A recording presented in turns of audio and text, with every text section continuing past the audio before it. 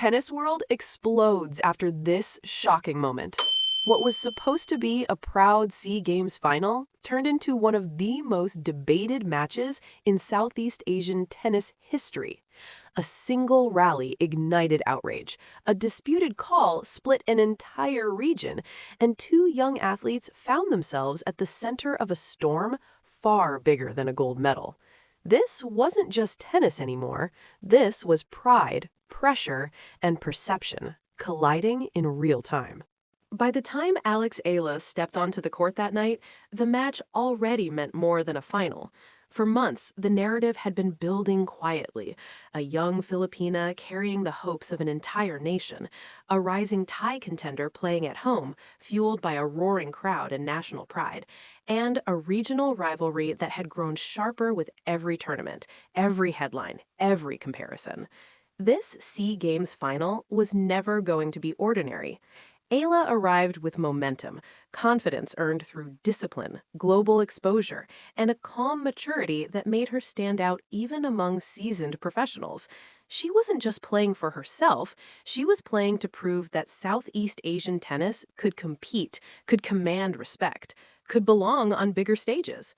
Across the net stood a Thai player equally hungry, younger, fearless, backed by a home crowd that made every cheer feel like thunder.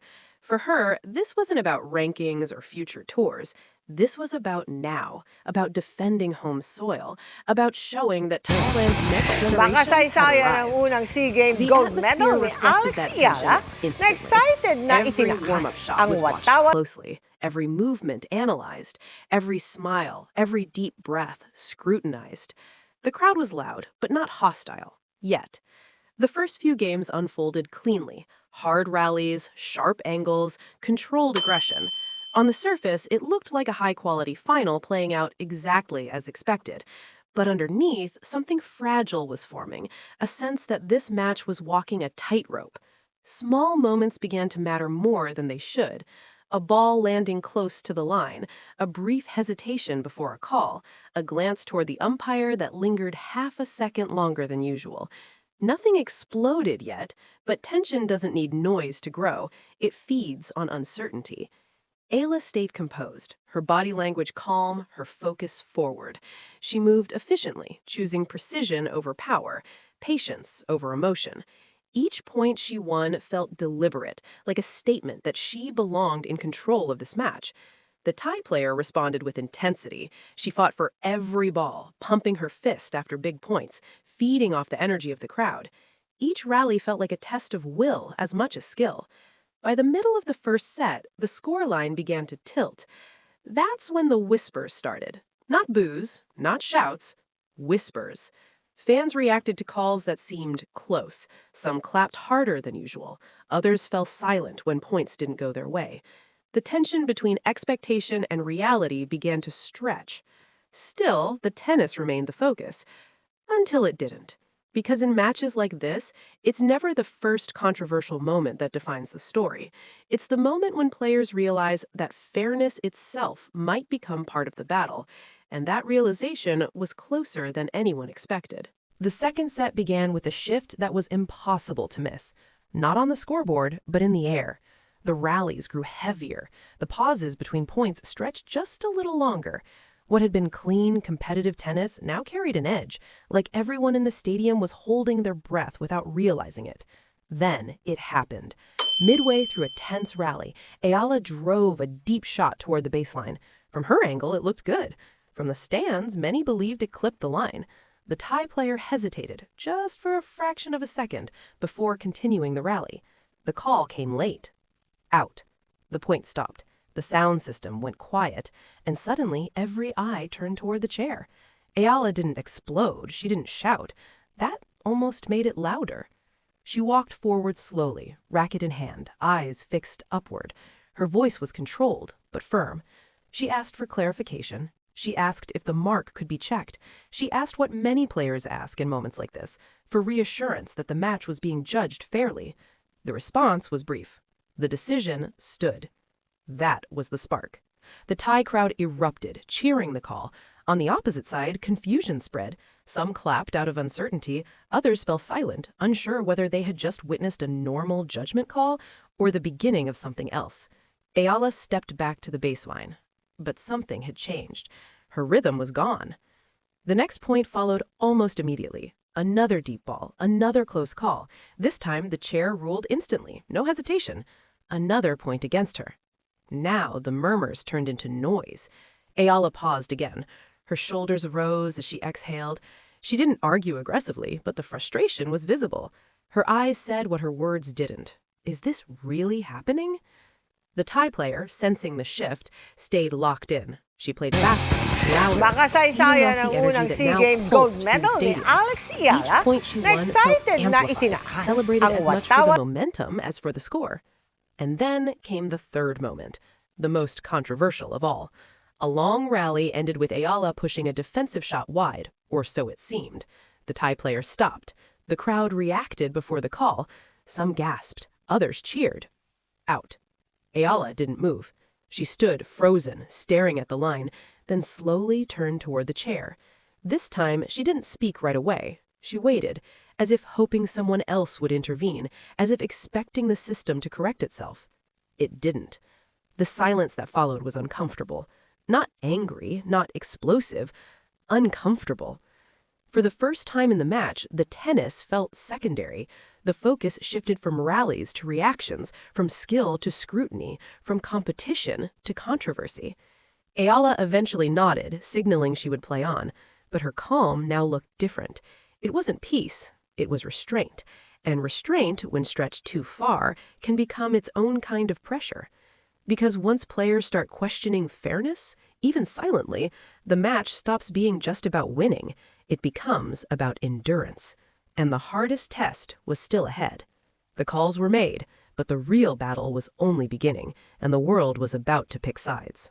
By the time the third game of the set began, the match no longer belonged solely to the two players on the court. It belonged to everyone watching. Every serve was now followed by a reaction. Every close shot drew gasps before the ball even bounced. The crowd wasn't just responding to points anymore. They were anticipating controversy. And anticipation changes everything. Eala tried to reset. She bounced the ball more times before serving, slowing her routine, grounding herself. Her face stayed composed, but her eyes were sharper now, more alert, scanning not just the court, but the reactions beyond it. Across the net, the tie player leaned into the moment. She played with urgency, celebrating loudly after key points, lifting her arms to ignite the crowd. It wasn't arrogance, it was instinct. In front of a home audience, momentum is a weapon, and she knew how to use it. The cheers grew louder, but so did the tension. Another close rally ended with a ball landing near the sideline. This time, the call went in favor of Eala. The crowd reacted instantly, boos mixed with disbelief. The same people who had cheered seconds earlier now voiced frustration, convinced the standard had shifted. That's when the match crossed a line. Not a line on the court, but an emotional one. The tie player turned toward the umpire, arms raised, questioning the decision. Her voice carried across the stadium. She wasn't screaming, but she was demanding. She wanted consistency. She wanted fairness. The irony didn't go unnoticed. Moments earlier, the same crowd had defended similar calls. Now they were furious. The atmosphere flipped, swinging from celebration to outrage in seconds. Social media lit up in real time. Fans watching from home clipped replays, froze frames, argued over pixels and angles. Some accused the officials of bias, others accused the players of manipulation. The narrative fractured instantly. Eala, caught in the middle, stayed silent. That silence became its own statement. She stopped engaging with the chair entirely. No more glances, no more questions, just tennis. Makasaysayan ang unang SEA Games gold medal ni Alex Eala. Blocking out everything else. Na itinahas And it worked. ang She broke serve. The crowd fell quiet. Not fully silent, but stunned. The Thai player responded with visible frustration. Her footwork tightened, her timing slipped. She rushed points she had been patient with earlier. The weight of expectation, of playing at home, of representing a nation, suddenly pressed down harder. This wasn't just about disputed calls anymore. It was about pressure, about who could survive when the environment turned hostile, about who could keep their identity intact when the match tried to strip it away. Eala held her ground. Each winner she struck felt heavier, more intentional. She wasn't celebrating. She wasn't provoking. She was asserting control without noise, a quiet resistance that spoke volumes. And that may have angered some fans even more, because in moments like these, silence can be interpreted as defiance. The match pushed forward, but the energy never settled. Every point, the final games unfolded with a strange kind of clarity. Not because the tension disappeared, but because it sharpened. Every rally felt decisive now. The Thai player fought desperately to stay alive, swinging harder, taking bigger risks. The crowd rallied behind her, urging a comeback, hoping for a moment that would flip the narrative back in their favor. But momentum had already shifted. Eala moved with purpose. Her footwork was cleaner, her shot selection more disciplined. She wasn't rushing anymore. She was controlling time itself, slowing the match when needed, accelerating only when the opportunity was clear. When the final point was played, there was no dramatic collapse, no racket smash, no emotional explosion. Just a ball landing cleanly inside the court. Game, set, match. For a split second, the stadium didn't react. Then the noise returned, but it was divided. Cheers from one side, muted applause from another, and scattered boos that cut through the celebration like static. Eala raised her arms briefly, acknowledging the moment, then walked to the net. The handshake was quick, polite, tense. No words exchanged. That should have been the end of it. It wasn't. Within minutes, clips of the disputed calls flooded online, slow-motion replays, paused frames, circles drawn around lines. Arguments formed instantly, with fans choosing sides before they even finished watching the full point. The debate was no longer about tennis technique. It was about justice. Supporters of Eala pointed to her composure. They argued that champions adapt, that close calls are part of the sport, that mental strength separates winners from excuses. Others weren't convinced. They claimed the environment influenced the officiating. They questioned why some calls were rushed while others were scrutinized. They argued that the match had been tilted long before the final score. The Thai player became a symbol not of defeat, but of perceived unfairness. Eala, suddenly, became something else entirely. Not just a winner, a lightning rod. Comments poured in from every direction. Some praised her maturity. Others accused her of benefiting from inconsistency. A few crossed lines, turning frustration into personal attacks. The controversy grew faster than the highlights. What should have been a historic moment for regional tennis transformed into a debate about credibility, officiating, and respect. The SEAG Games, often celebrated for unity, now found itself under a microscope. And at the center of it all were two young athletes who never asked to become symbols. One carried the weight of victory that felt heavier than gold. The other carried the pain of loss magnified by public outrage. The storm didn't fade overnight. It intensified. Because once fans feel something was taken from them, even if it wasn't, they don't let go easily. And the question that now hovered over the entire event was unavoidable. Did the match reveal resilience, or did it expose a problem no one wanted to confront? With the dust settling, one truth remained. The story wasn't finished, and the silence from both players made it louder. As the hours passed, the volume of the outrage only grew louder, but on the court, everything went quiet. Both players disappeared from the spotlight almost immediately after the match.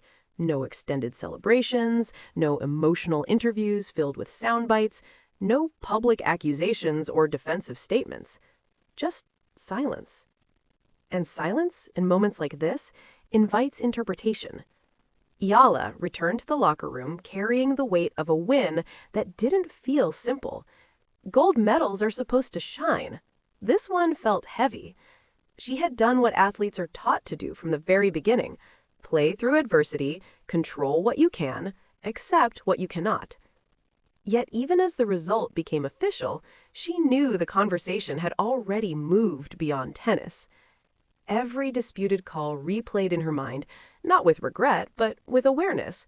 She understood how close moments can become magnified, how perception can rewrite reality once emotion takes over. Still, she never suggested the match was unfair. She never implied advantage. Her response was restraint. That restraint frustrated some people even more. Fans wanted answers. They wanted explanations. They wanted someone to say the words they were already shouting online. But Eala didn't give them that release. Instead, she spoke carefully when asked later, acknowledging the intensity, respecting her opponent, emphasizing that players don't control officiation. It was a response rooted in professionalism, not provocation. On the other side, the Thai player faced a different kind of silence. Losing at home, in front of a passionate crowd, under controversial circumstances, it's a pressure few are prepared for. She didn't storm out, she didn't lash out publicly, but the disappointment was visible, not just in her expression, but in the way fans spoke for her. She became the face of what could have been. Supporters defended her fiercely, arguing that momentum had been disrupted, that the match had slipped away because trust was broken. In their eyes, she didn't just lose, she was denied a fair chance. The truth sat somewhere in between. The officiating didn't play the points, the players didn't make the calls, and yet the calls shaped how the points were remembered. That's the uncomfortable reality of sport. As officials reviewed procedures and organizers issued calm reassurances, the controversy slowly cooled, not because questions were answered, but because time moved on. Tournaments always do, but moments like this leave marks. Eala emerged from the storm with something few athletes earn so young, not just credibility, but resilience under scrutiny. She proved she could win without escalating conflict, without feeding chaos. The Thai player, meanwhile, gained something else: sympathy, support, and a reputation forged in adversity. Many now watched her more closely, believing her moment was delayed, not denied. In the end, the match stopped being about who won. It became about how pressure reveals character, and whether silence in the loudest moments is weakness or strength. Long after the final point, one question refused to fade. What will this moment mean? Weeks have passed since that night, but the echo of the SEA Games final still lingers. For many, it wasn't just a tennis match, it was a collision of talent, tension, and perception.